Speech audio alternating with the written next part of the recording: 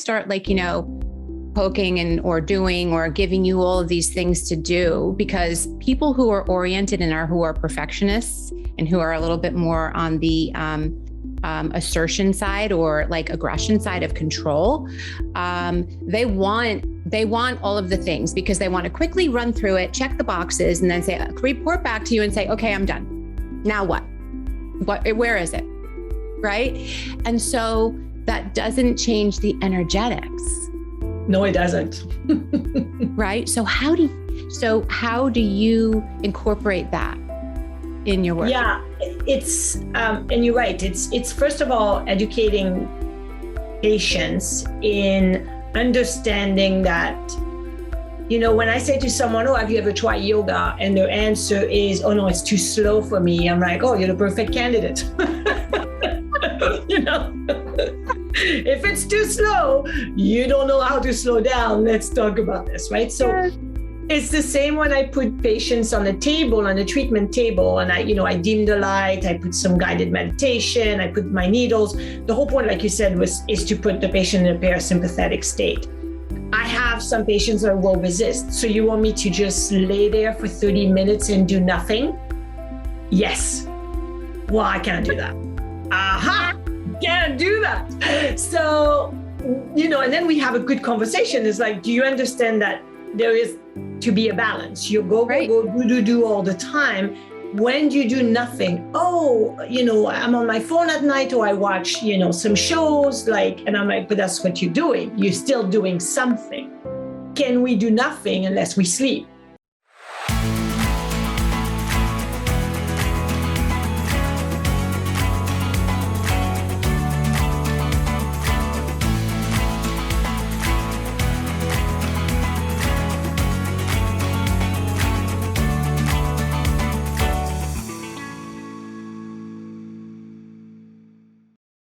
Hi, everyone. Welcome to season 2 of Thrive with Sharon podcast. I am Sharon Land. I am your host. I'm also a licensed holistic psychotherapist in the state of New Jersey. I'm a metaphysician. I'm a spiritualist, and I'm also a born and trained international healer. And I created this podcast because I really wanted to record some of these incredible conversations that I have with amazing individuals all over the world. And today is no exception.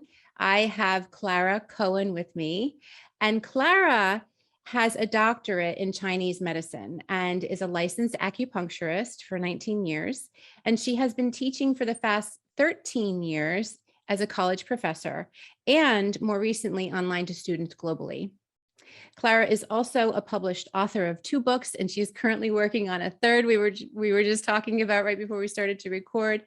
And I am so excited because Clara and I met on Clubhouse, and now we get to take this conversation to the next level, which is what I believe that social media is all about, right? So Clara, welcome to the conversation in the show.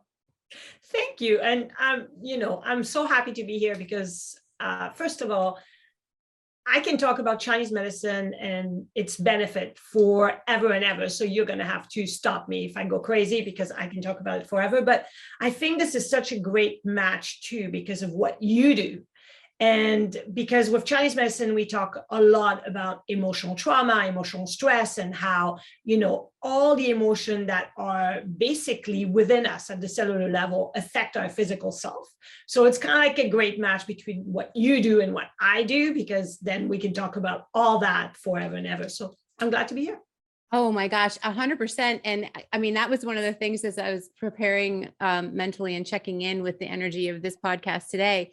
I just thought how incredible it is that we get to blend all of these things, because being a holistic psychotherapist, I really work with the physical body, the human condition, the emotions, the energy, as well as the psychopathology, and also what is going on in the universe, right? What is going on in the spiritual realm, as well as the collective multiverses, and how that all impacts our physical state, right? So one of the things that I love about TCM is the fact that it's another way to address the same thing, but you can really go on those deep dives and make profound impacts and changes and healing with individuals on a physical, emotional, energetic level.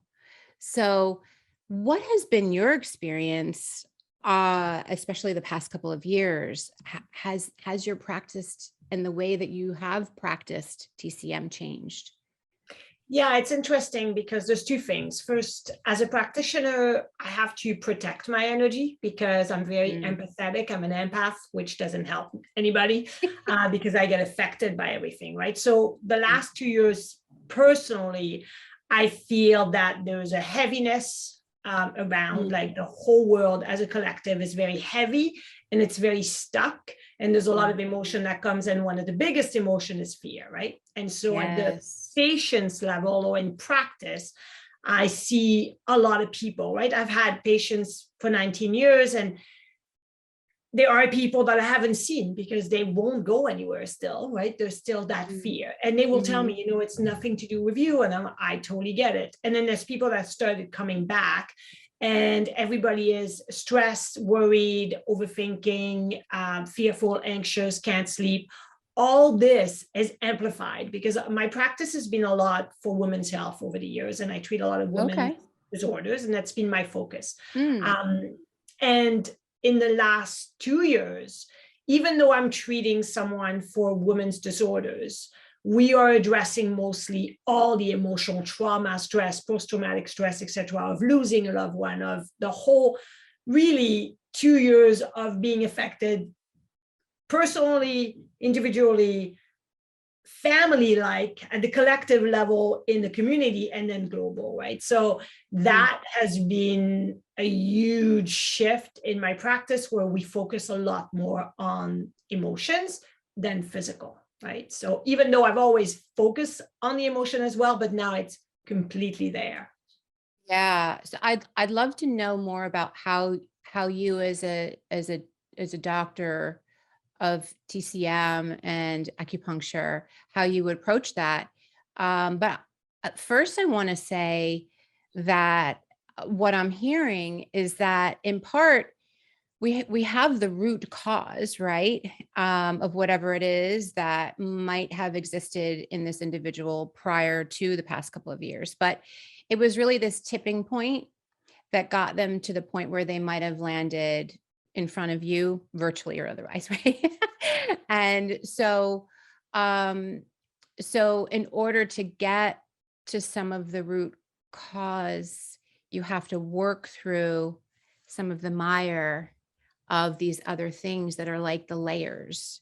And which is interesting because really they're just a reflection of what might be inside and deeper, but they also, I know as a practitioner, sometimes they can really cause a major distraction for the individuals because we're so programmed societally to want to deal with the thing that we think is the most important, right? Or the thing that we're most uncomfortable with. So how is that playing out for you? And so do you see this as, wow, this is actually a progression of the way that we do things and that gets us to the root cause? Or is it really like adding more on us as practitioners to be patient with the process and like to acknowledge the fact that now we're going to be seeing more things? Yeah, it's interesting because as a practitioner, I have to put my ego aside. This is not always easy. I'm not there to change your life, to cure you, I have to remember that I'm just a guide. I'm trying to find a way for you to find your way, right? Like we're trying to work together as a team. And so when people come in, you're absolutely right. Like Chinese medicine is all about the root cause, first of all. So it's looking for the root cause. And a lot of time now or in the past, it's very difficult for patients when you tell them that the root cause is emotional, some people don't want to go there, or they just don't think that's the problem, because it's like, I have fibromyalgia, I'm in pain. Why are we talking about emotional? Like, of course I'm emotional because I'm in pain, but I'm Yes. going to step back. When that started, right, it didn't just come up. Fibromyalgia did just come up, and then, it wasn't like a car accident. It was something that was years and years and years in developing and changing your body at the cellular level, creating inflammation. Now you're in all the pain. And of course, now you have more emotion that associates with that pain. But the root cause is it came before the fibromyalgia, and we have to really look at this. And I have patients that will have, it's the same in your practice, which they have ha moment and they go, oh, I get it. And other people that are like, no, this happens to me, right? And now I have, depression, no anxiety because I'm in pain. But most people are really happy to be given a root cause, because often, specifically, as you know, in the medical system, they will be told unexplained, unknown cause, right? Fibromyalgia is unknown cause. I have people that come for fertility because they've been trying to conceive for 3-4 years. They can't conceive. They do all the tests and they come back and they tell them it's unexplained infertility because everything is perfect with both of you. Yes. So people don't like to hear that. They don't want to hear that there's no root cause, because if there's no root cause, how do we address it? We need to look at what the problem is, right? So when they come in, I tell them, okay, well, let's look at if it's not physical, it's emotional. That's just it, right? Like, if you were proven by tests and everything else that it's not physical, then we have to look at the emotions. And for women specifically that I see, because I see a lot more women that have a hard time with unexplained infertility, it's often a control issue. They want to control everything. They want to be perfect at everything. And I always tell them, are you a perfectionist? Yes. Do you overthink? Do you worry? Yes. Are you someone that go, do, that performs, that's like the superwoman? Yes. So when that happens, I can really have a great conversation and say, okay, this you can't control. So that becomes a problem. And so we need to let go. We need to learn to let go, for the body to let go and for you to conceive. And so we talk a lot about this. And acupuncture, I know a lot of people think it's just for physical, but we have a lot of points to put the body into a state of parasympathetic state where they can calm down, relax, and allow the mind and the body to reconnect. Because so many people, their mind and body disconnected, as you know. Yes. Oh my gosh. So one thing that I think is fascinating is the fact that, how many ways can you get to the same thing, right? And so although I think that there is an accelerated expertise that is required to be a doctor of acupuncture and traditional Chinese medicine, there's also something that's just very simple about what you just said, which is one of the greatest healing tools that we can have is to find the ways to be able to put the nervous system at rest, right? So you talk about the parasympathetic nervous system.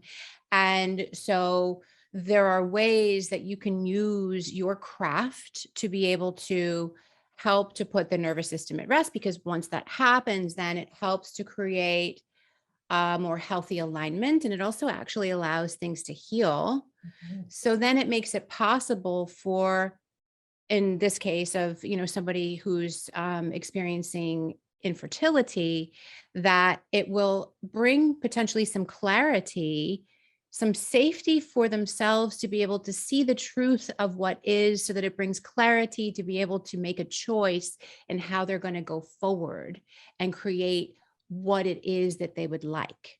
Right. So there's this like helpless feeling that I think happens, and you're explaining it, and it shows by proxy of, infertility in women. But I think that, you're spot on. You're so intuitive, part of being an empath, right? But you're so intuitive to say, okay, well, let's just like take a step back for a second. Like, let's just look at this before I start, like, poking and or doing or giving you all of these things to do, because people who are oriented and who are perfectionists and who are a little bit more on the assertion side or like aggression side of control. They want all of the things because they want to quickly run through it, check the boxes, and then say, report back to you and say, okay, I'm done. Now what? Where is it? Right. And so that doesn't change the energetics. No, it doesn't. Right. So how do you incorporate that in your work? Yeah, it's, and you're right. It's first of all, educating patients in understanding that, when I say to someone, oh, have you ever tried yoga? And their answer is, oh no, it's too slow for me. I'm like, oh, you're the perfect candidate. If it's too slow, you don't know how to slow down. Let's talk about this, right? So Yes. It's the same when I put patients on the table, on the treatment table, and I dim the light, I put some guided meditation, I put my needles. The whole point, like you said, is to put the patient in a parasympathetic state. I have some patients that will resist. So you want me to just lay there for 30 minutes and do nothing? Yes. Well, I can't do that. Aha! Can't do that. So, and then we have a good conversation. It's like, do you understand that there is to be a balance? You go, do all the time. When do you do nothing? Oh, I'm on my phone at night, or I watch, some shows, and I'm like, but that's what you're doing. You're still doing something. Can we do nothing unless we sleep, right? But then we are doing something, we're sleeping. So to recover, right? So the idea I said to patients is like, if you are allowing your body to relax and do nothing for 30 minutes and be in a parasympathetic state and rest and recover, and in a state where your body and your mind can reconnect, you're absolutely right. I love that you said clarity. Clarity will come in. I've had patients on the table that allowed it to do its job, not fighting it. Because a lot of people at first, some people will fight it, but allow it. And then I come back in the room and then they're like, so did you put a blue light? And I go, what? Did you put a blue light? I'm like, where? Well, within 5 minutes, the whole room was blue and there was blue shadows going all around me. And I felt so peaceful. And I was like, oh my God, you were in a theta state. You were completely in your subconscious, really connecting to your body and your mind. And I'm like, no, I didn't do anything blue. So she goes, oh, do you think I'm crazy? I'm like, no, you actually reach a super, super good place. And that's where we want to be. And that's how the pain will subside, right? Because this was a patient that had a car accident and is doing everything, right? She's doing physio, chiro, massage, doing all the physical therapy. So when she comes and see me, I'm like, am I going to add up another physical therapy and just go on her pain? And I'm like, no, she's so tired of the pain and stress and on a fight and flight because she still works. She has kids, going through all this, that all I need to do is calm that sympathetic state. And everybody else can do the physical. I don't need to do that. And so I told her that, and she was so open to it. And then every time she calms, she's like, I feel so good after my pain is down. I sleep well. Yes, yes, yes. That's what we want to achieve. So I really enjoy when people allow themselves to let go and let the process take over instead of fighting it. And sometimes it takes a couple of sessions for them to stop fighting, but as long as they get there, then the results is unbelievable for me. Yeah, that's really interesting because I also in my practice do a few different trained methods as well as like intuitive methods that I have just created through my own studies and through honoring and trusting my own guidance, where we get into that parasympathetic state, right? So one of them is called harmonium, which was discovered by a spiritual guide and teacher and guru. And it is incredible. And I find that especially individuals who hyper intellectualize and want to know, right? Like, just tell me more and why, right? I'm like, let's just get ourselves into a place where we can be comfortable and feel safe in receiving this and getting into that state. And then we'll allow that to dictate the direction that we're going to go. And to your point, they have these amazing and incredible journeys while they're doing that, because they find that they're more in touch, like you said, between their mind and their body, their heart and their brain, all of that. But there's also this aspect of the spiritual, right? And of the subconscious and the superconscious and the quantum and the astral and causal planes that we are all simultaneously present in, right? But because we're so wanting to just focus on the one thing, that it continues to heighten our sympathetic nervous system response.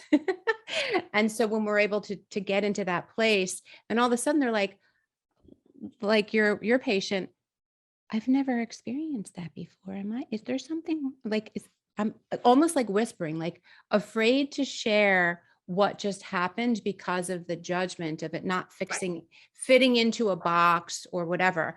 But to me, that is one of the greatest healing tools that we have, because like you said, as practitioners, I find I'm in a practice always of trying to empty myself, right? And also like to discern ego and use that there's a place for ego in all of us and for all of us. But at the same time, like when we're being an instrument like you are, that we can put some of that aside. And when we're practicing in that way, right, by creating that parasympathetic and allowing, right, that beautiful feminine energy of allowing things to just kind of grow in that space, then we really truly are sure that that is pure, right? And that's one of the things that I love about what you're doing, is because you're providing information. You see yourself as a teacher. You are actively teaching. You're writing books, right, to share information so that we can inform others so it's not new. And when it's their time to need to be on the receiving end of this, then they'll be able to just allow. Yeah. And right? I think you're right. I think, the saying of, when the student is ready, the teacher will appear. It's with everything. And I see it in my own life and in my patients. Once you're ready to hear, you can hear the same sentence over and over or in a different way by different people. Mm-hmm. And it just not resonating with you. And that day when you're really ready, someone will say it's a different person in a different way. Yep. And they'll finally connect, right? Yeah. And I think it's like anything for any healing tools. I think we have to go through the pain to learn the lesson, unfortunately, but that's how we learn. And sometimes it takes longer to learn the lessons for some people than others, right? But it's very fulfilling for me to, I learned this medicine. I went back to school for 5 years to do this doctorate. I had never been in school in English, so I was really worried about the language because I'm French, right? So that really worried me. And then I hadn't been in school in 17 years. That was another thing. Oh, yeah. And within the first 3 weeks, I was so happy I had decided to do this against everybody else who had said, what are you doing? This is crazy. Acupuncture, Chinese medicine, all this cool stuff. Like, you have a great job. Why rock the boat, etc. Yeah. But I've always followed my heart. My whole life, my mom taught me to follow your heart. As long as you don't hurt anybody, you should follow your heart. And so the first 3 weeks that I was there, I was so happy because I realized this is an amazing way of thinking. And I knew nothing in 3 weeks, like nothing, right? But I was already excited about it. So after, teaching it and practicing it for many years, I still learn because there's so much to learn from patients, from you said gurus, from people all around me all the time. And then I can integrate it into my practice and bring it to my patients and bring it at a global level online, on social media, so I can have an impact. And if I can have an impact and be the guide, like you said, of showing how this is a really good tool, then to me, that's very fulfilling. So I know you love what you do too. So yeah. Yeah, it's so nice to be in the presence of someone who loves what they do. I have to say, Clara, and that was very apparent and clear when we connected, even though it was on an audio platform and we couldn't actually see each other, but I could just hear it. And I think that there's something to be said about people. And I've noticed this so much, especially this season 2, I'm just really, having great conversations with all these different, practitioners and individuals who are healers, right. And in their own right and in their own way. And every single one of them, I've noticed there is just this resonance of heart in their voice that is undeniable, right? And so that I noticed with you right off the bat, and you can just tell that you are, I hate to say your heart's in the right place, because then that's kind of like a judgment, but like you can tell that your heart led. Yeah, my heart always leads me to the right spot. My brain doesn't. Oh my gosh. Yeah. That was a lesson I learned in this lifetime. Every time. If I follow my brain, it doesn't work. If I follow my heart, it always works. It's like, what? Okay. Why do I still keep trying to think this through? No. Yes. Yeah. Yes. They constantly battle. I'm like, yeah, but no, brain. Bye, brain. Oh, good. Well, I'm glad you've mastered that. I'm a tough learn in that department. Boy, it took me a while to get to that point. But like you said, I think that pain is sometimes our greatest teacher. Sometimes that's going to be physical pain. It's going to show up as emotional pain. Sometimes it's going to be a spiritual disconnection and pain. It's, all of the things. I want to talk about your books a little bit, because tell me about them. I know you're on your third one. Are they kind of like a series in succession, or? Yeah, this was, I'm French, first of all. So I'm not, grammar is not my thing. I'm not a writer. It was the same with teaching. I was asked to teach a class, and I just want to share that, because sometimes there's opportunity in life, and I think we have to seize them if we think that our heart is telling us to seize them.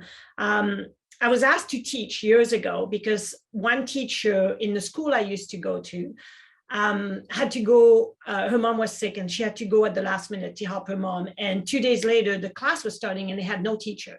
So they called me, which I felt very honored. And I said, I'm sorry, but I'm not a teacher. I've never taught. I've never, and they were like, you were a great student. I think you could do a good job. And I wanted to, but I was so afraid to do a bad job, to not be able to know how to teach, and et cetera, et cetera. But they were such in a jam. I thought, those students need someone to teach them. I'm going to go and do it. So I followed my heart. I went and did it. And the first class was 3 hours. And I said to my husband, because I came home and I was on such a high that he was like, okay, you look like you're on drugs. You're just so on high. But within the first 15 minutes, I was red in my face. I felt my blood pressure rising. I felt myself sweating. Everybody was looking at me, and I thought, they all know I'm not a teacher. They're all going, who is this person? And I was just on my head. And once I started just being me and talking about the medicine I'm passionate about, I let go everything. And within 40 minutes, I didn't want to stop. I wanted to continue teach for like all night. And I discovered my love for teaching that day. And so I think the books was the same thing. I wanted to teach more globally, because my students were like, oh, I love the way you teach. And I thought, okay, well, maybe I can help students all over the world and kind of help it, because I like to have fun. So I wanted to make it fun and easy to grasp, because it's not an easy medicine to understand from the get-go, as I learned when I went to school. But so I started making little graphics and fun videos and things, to help students. And again, you have to listen when people ask, right? Someone asked me to teach, and then suddenly they were saying, why don't you put a book together? Why don't you put a book? Oh, I would buy your book if you put the book. And I'm like, I'm sorry, I'm not a writer. I don't know how to write. I've never did a book. Then one day I'm like, well, then maybe I can, because nowadays you can self-publish, you can do whatever you want. You can make a book about anything. And, it's very much the creator side of everybody. And so I thought, there's millions of books on acupuncture. Who am I to make another one, right? So you have all those doubts. But again, my heart is telling me, that would be so amazing if you could make something that when you were in school, you would have loved to have. because it would have been a great resource.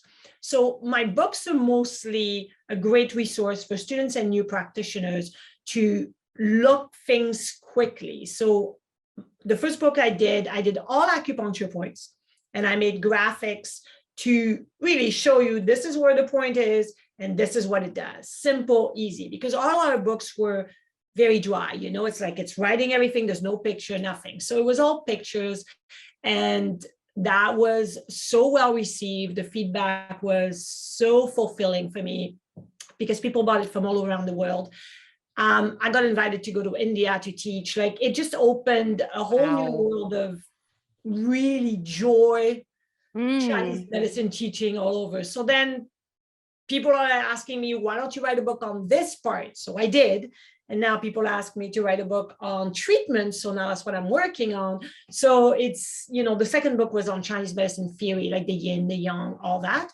And so it's the second book, I think, is really good for people that are doing, like yoga teachers, people that want to know exactly how it all works out.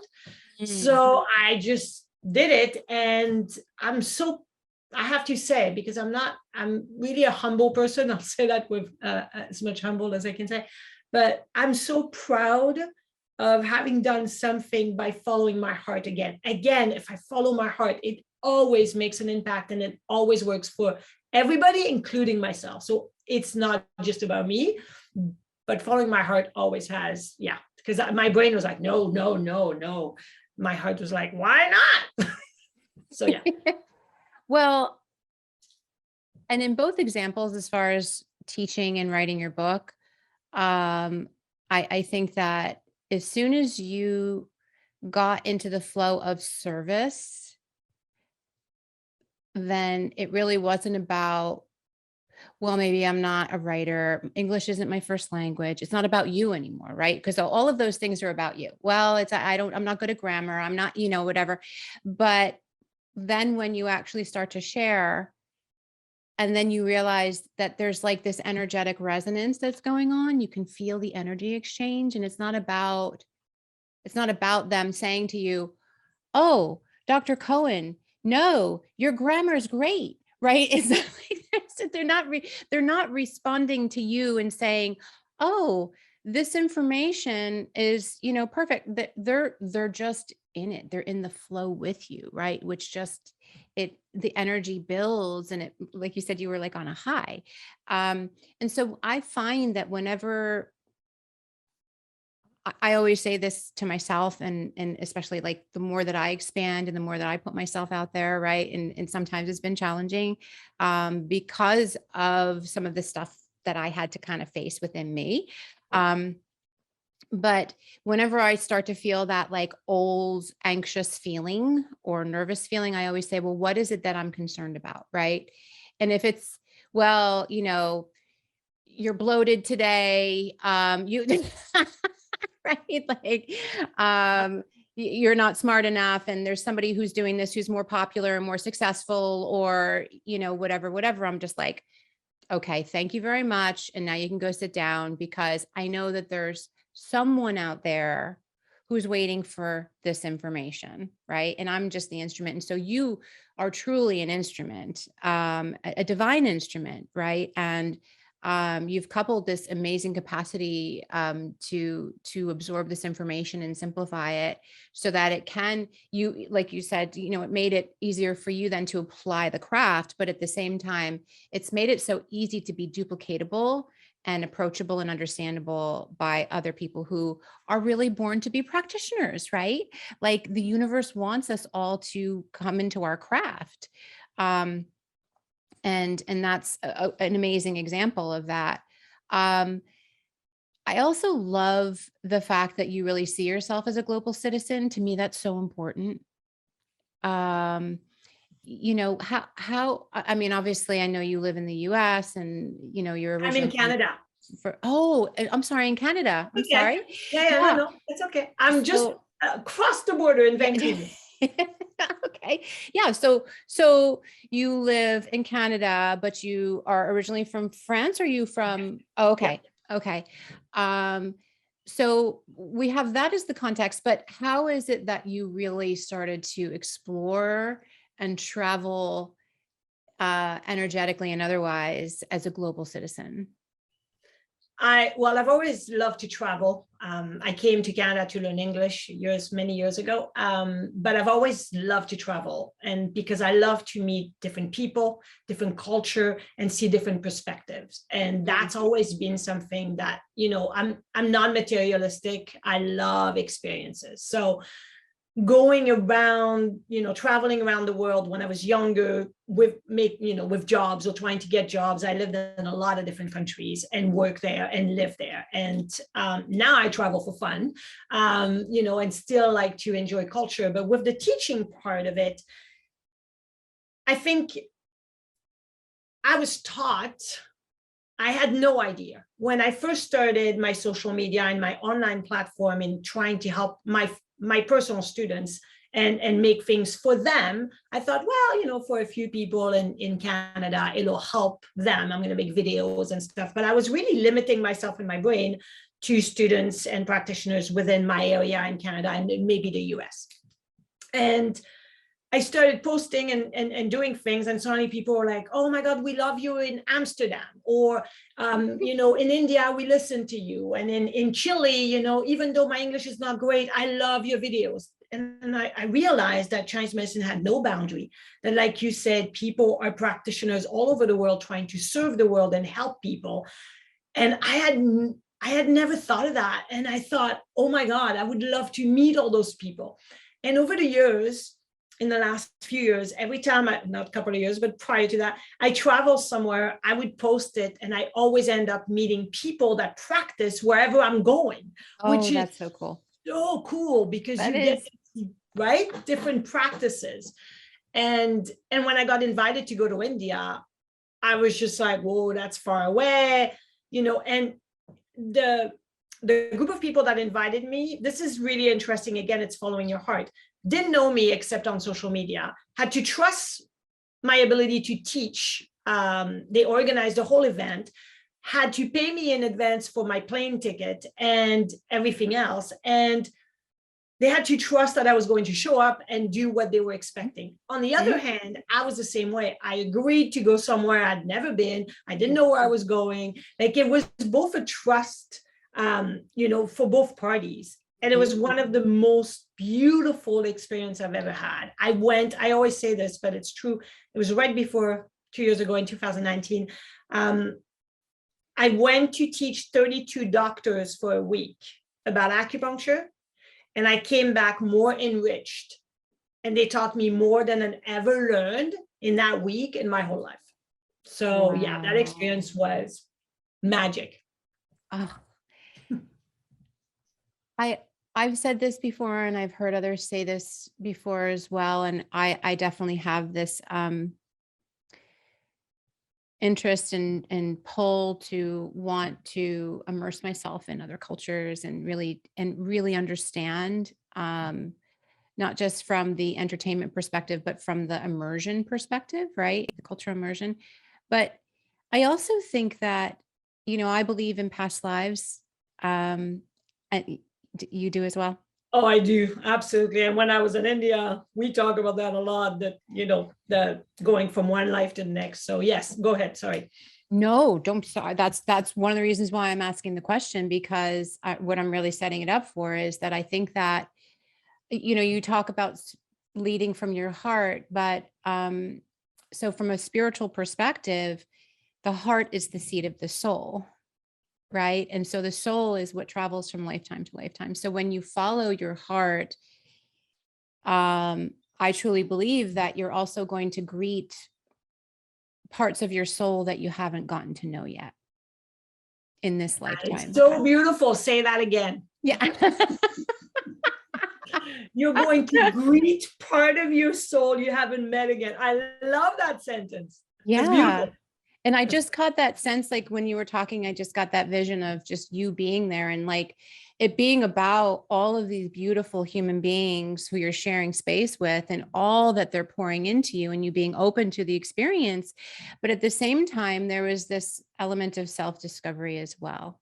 Yes, absolutely. I cried the last day. Like, it was just quite it was of emotional happiness. It wasn't sadness. It was just, I felt like, talking about your heart, my heart cup was over full and overfilling. And when I came home, my husband's like, you're such a different person. What happened there? It was just such a great experience. And yes, one of the things that, I share with patients all the time, and I'm sure you see a lot of patients and people that obviously are scared of death, and death is a big thing for people. But when I was there, one of the things that we discussed, because we had conversation about everything, we're driving in places, because they took me to, see different places, and they were such good hosts as well. And so we're driving, and they asked me, oh, what color do you wear at funerals? And I said, oh, we wear black, dark colors, or, somber. And they said, why? And I said, well, because everybody's sad and it's a tough time, and everybody wants to, show that they are feeling really, really down and sad and mourning. And they go, oh, because we were white. And I said, oh, why? And they said, because when you stop breathing and you stop this life, you transfer or you go to the next life. And so white is the purest form of anything. For us, white is pure. So at the time you transfer, you're the purest of yourself, because your whole life purpose is to be the best of who you are, so you can be better in the next life, and in the next life, and the next life. And I was like, oh my gosh, this is the best thing I've ever heard. I was floored. And now I say that to everybody. I'm like, the whole life purpose is to be the best version of yourself, so you can really go to the next life and be the better version each time and each time. And that's why they love gurus and teachers, because it helps them become the best version of themselves. And that changed my whole perspective. It was just powerful for me. That is so powerful. And I love that we get to share that experience with you. And it also hopefully will help to open up others' perspectives to know that, like, you don't have to know it all and have it all figured out in order to just kind of follow the next right step. Yeah, you just have to allow yourself to continue to learn, to be open to learn, to grow. And, I'm in my 50s, so I understand that there are a lot of things that I didn't know earlier. I still don't know a lot of things, but I understand that there is an ebb and flow in life. When I was younger, everything was like, that's it, it's the end, there's no solution, you're stuck, it's over. Now I know that there's going to be ebb and flows, and good time and hard time and easier time and lessons. And, that comes with time. You were talking about earlier about, feeling like, oh, I'm bloated, or, like me saying I'm not a writer, I'm not a teacher.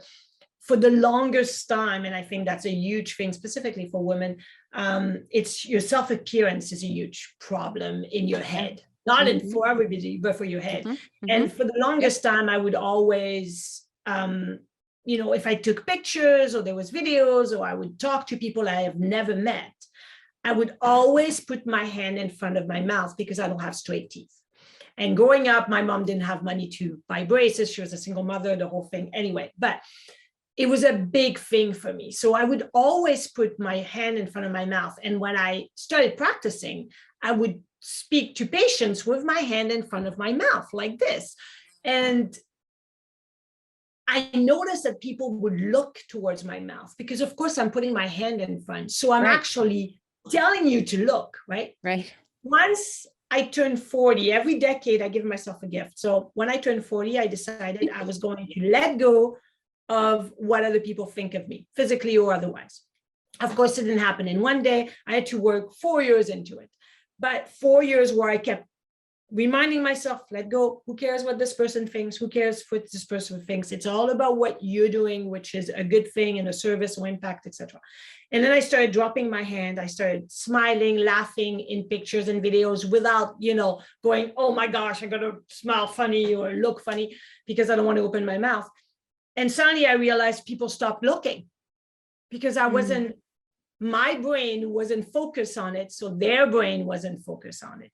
And because instead of focusing again, like you said earlier, on myself and what I looked like, I focused on the other person. And so my energy was towards them and their energy was towards me, instead of focusing on what I felt uncomfortable. And that takes time, but that's the growth that, when I was in India, I'm like, it's all about growth and becoming the best version of yourself. And it's so freeing to not allow yourself to feel so self-conscious all the time. And that just was the best day, because now when I make videos online, I don't care what I look like. I don't care if I'm not perfectly the way that I thought was supposed to be, because it doesn't matter. I'm here to serve. I'm here to give content, and people receive it as content, not as, oh, she looks weird, why is she online, right? Nobody cares. Right. If you have something to give, doesn't matter what they look like, if they're going to give value. So really, if anybody in here is listening and is scared to do something because of their appearance, let that go. Believe you me, let that go. Yeah, because I so appreciate the fact that you shared that. And it's another reason why I'm just so endeared to you, because there really is so much humility in your presence, yet so much empowerment at the same time. And I do think that we do, especially as women, and you can tell that you, well, first of all, you're wearing pink, one of my favorite colors. And so it's very clear that you are right in your lane as far as, working with the energetics of a woman or individuals who express themselves as feminine, right? And we have to be able to talk about the aspect of the appearance, because I think when we do that, we also can address some of the reasons why we have been, we are the way that we are, because of some of the programming that we're working to deconstruct, right? So part of that programming is that, for ages and ages and ages, more time we spent being programmed otherwise than we have been trying to deconstruct the programming that we had, right? So really the 1960s, I would say, is where we really made a huge turnaround. And even now, I would say between 2019 and now 2022, we're making a huge shift, right, into really rising into our feminine energy and our feminine power, and realizing how beautiful and powerful that is. But we can't, without blaming or shaming or feeling stuck or keeping ourselves stuck in the past, we also can understand that one of the reasons why we are the way we are is because of some of that programming, right? So creating context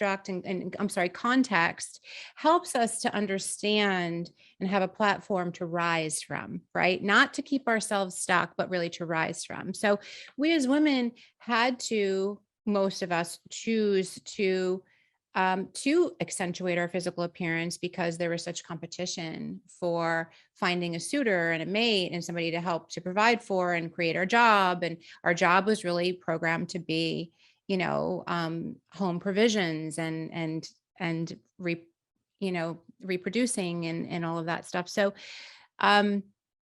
so we have to kind of understand that. And so it's not like, it's not just about being vain. It's actually part of our programming that we can help to understand and deconstruct, and realize that also part of the competition that we sometimes have, that's like, not something we want to have, but it's something that we just, like, naturally, when we're placed in those tense situations, we tend to compare ourselves, right? So that comparison is also really dictated from the energy of that construction of programming in the past, where we're always sizing up where we are to see how we're going to vie and how we're going to compete for the strongest, bestest, person, right?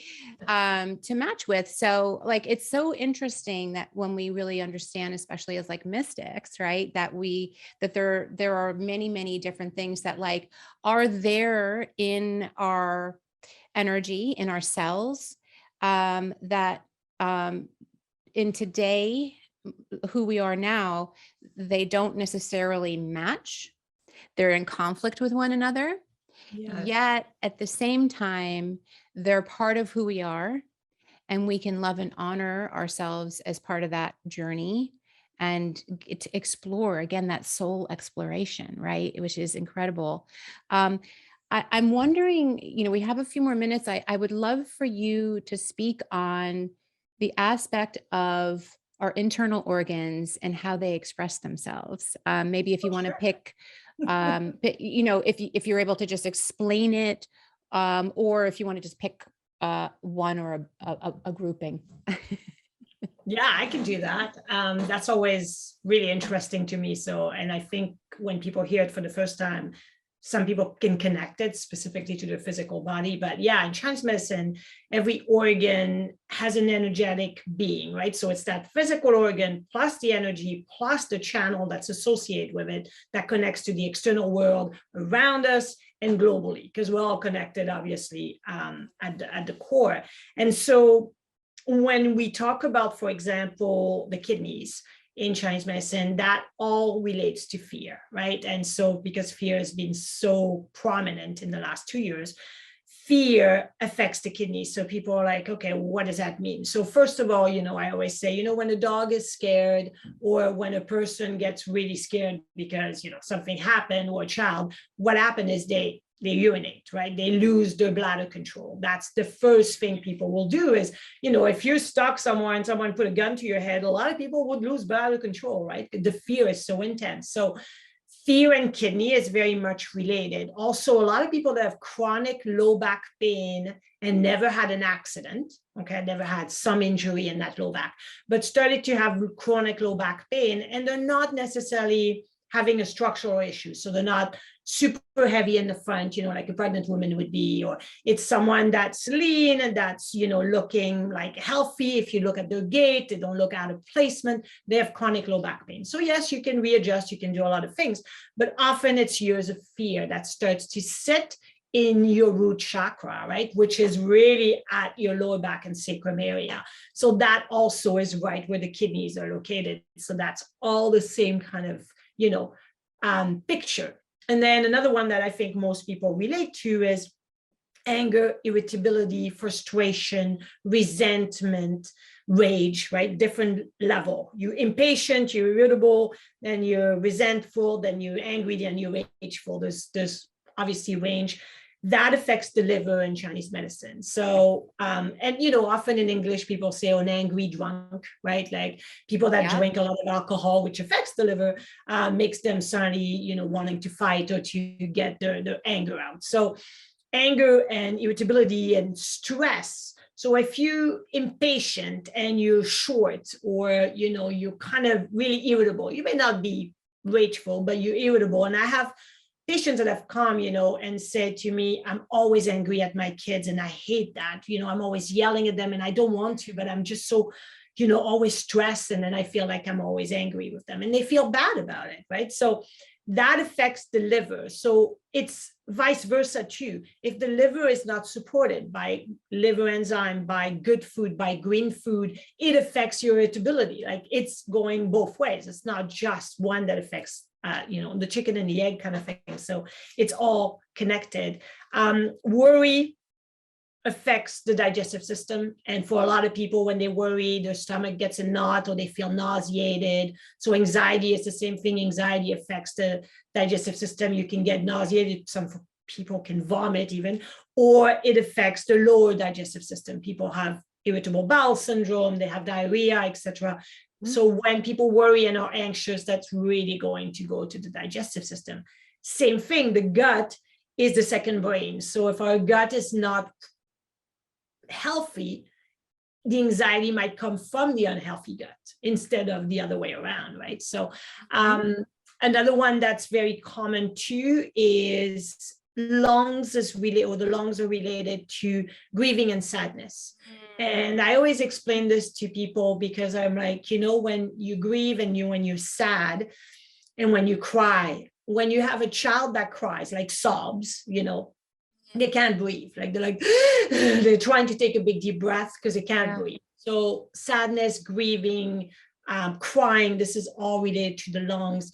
And, it's interesting because I always look at different perspectives, but when someone has lung issues, specifically asthma or something they were born with, let's say I was born with asthma, right? If you're born with asthma, you carried the sadness and the grieving from the past intergenerational trauma. And that's why the asthma comes up. And I was born with asthma, and my whole family died in World War II, except for my mom. There was a lot of trauma with all that. And I was born with asthma. I don't have asthma anymore, but there was some grieving that passed on for sure. So that's always also interesting to see when you have something you're born with, you're carrying a trauma, an emotion that goes to that organ as well. And I found that always very fascinating, because then people can understand why this is the cause. It is. It's so fascinating. And I love that you tapped into the epigenetics of things as well. And I love the fact that now we actually have scientific proof of those unhealed traumas, and depending upon our own lineage, we're going to have potentially a different type of expression of that in our physical bodies as well as our emotional bodies. And I, as a holistic psychotherapist, always address, I truly believe, and also as a spiritualist, that every organ of our body is its own spirit. And so a spirit is obviously going to have,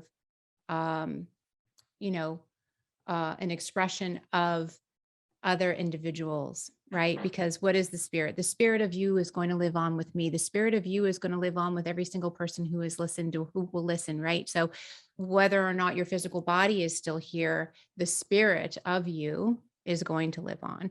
Your heart, the spirit of your heart, and the way that it beats and energetically that creates the rhythm and the vibration of its own unique expression is going to impact you, your system close to you, and then everyone out of there and around you. So I can really go deep into that too. Like I love that, that you have such a beautiful way to be able to make it really digestible for individuals. And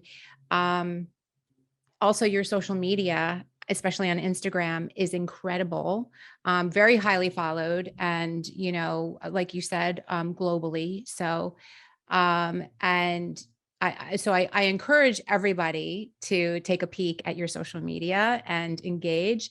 You have shared so many different wonderful tools to be able to help to address some real present day issues that have manifested in diseases that have manifested themselves in us. So Dr. Clara Cohen, I have just so enjoyed this conversation. I wish I would love to go on for another hour. I feel like, we just got started. I know we should go for coffee if we live next to each other. Well, you know what? At this point, it doesn't matter. We're gonna go for coffee no matter where we'll choose a spot and we'll meet there, right? Go. So I'm so grateful that you took the time to come and talk with me today and with all of our community. And I welcome you to the Thrive with Sharon community. And I just think that everyone's going to benefit from all that you've shared, and most importantly, just who you are. Thank you. I mean, I had such a blast, and you're so eloquent. I love the way you put things in perspective and kind of, in beautiful word. You're so eloquent. I was like, oh my God, yes, yes, yes. I just wanted to scream yes all the time, but I'm like, I don't think people that listen are going to go, okay, she needs to stop saying yes every 2 seconds. So, but I was saying yes inside. It's just coming out now. Thank you very much. Thank you for all of the yeses. It's nice to hear it. It's definitely nice to hear it. I'm very grateful for that. And I'm saying the same things as you're sharing all about you and your journey and your life. And I think that, I think that when we share of ourselves, we realize how kindred we all are, right? To one another. And we're all connected. Yeah. We really, really are. So once again, thank you for being here. Sending you so much love and gratitude for all that you've shared. And I hope that you'll come back again. And to everybody who's listening, we're going to put all of Clara's contact information in the show notes. But your Instagram handle is? AcuPro Academy. It's like acupuncture professional, AcuPro Academy. AcuPro Academy. And which is also your website. Yeah, right? YouTube, my TikTok. I'm on all social media because in my 50s, might as well act like a 16-year-old. I know it. Well, that's the thing is we're here to have fun, right? We're here to play and have fun. So anyhow, we'll put all of the links in the show notes. But again, thank you again. Thank you everybody for listening. If you have any questions, Clara is wonderful at responding. And also I'm open to any questions and feedback from you all, and sending you all so much love, peace. And until the next time, be well.